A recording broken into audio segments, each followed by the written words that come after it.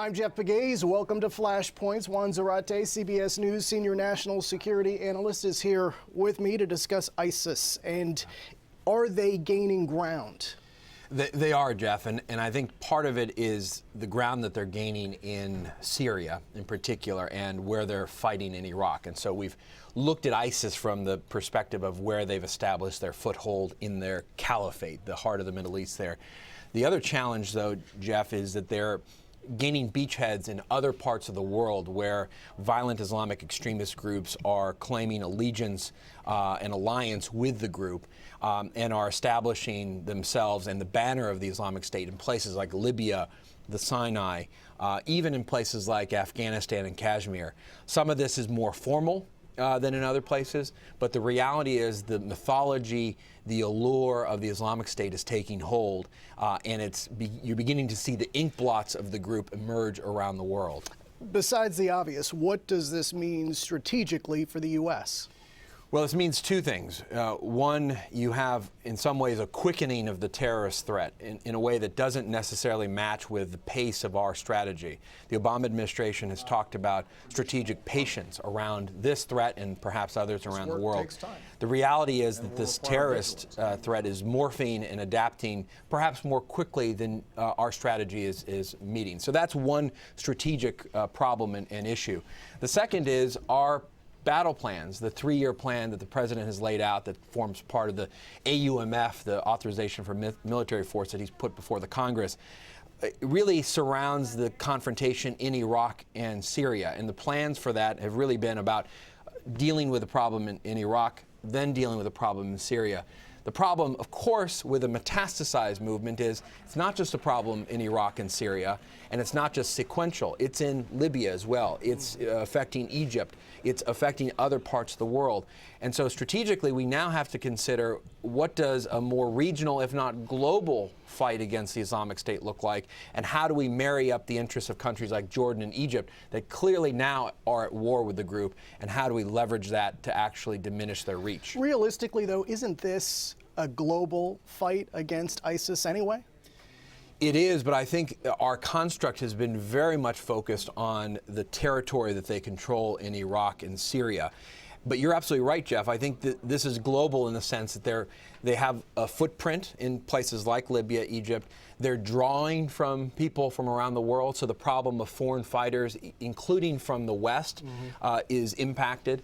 As well, and importantly, the Islamic State is serving as an ideological driver and motivator for the global movement. And so that's why in the Paris attacks you have ISIS coming up as a motivating factor in one of those attacks. And so this is a global problem, like it or not. The problem is our strategy and our construct doesn't really accept or hasn't yet adapted to that. CBS News has obtained a new photo that we've never seen before of the leader of ISIS. Bakr al-Baghdadi.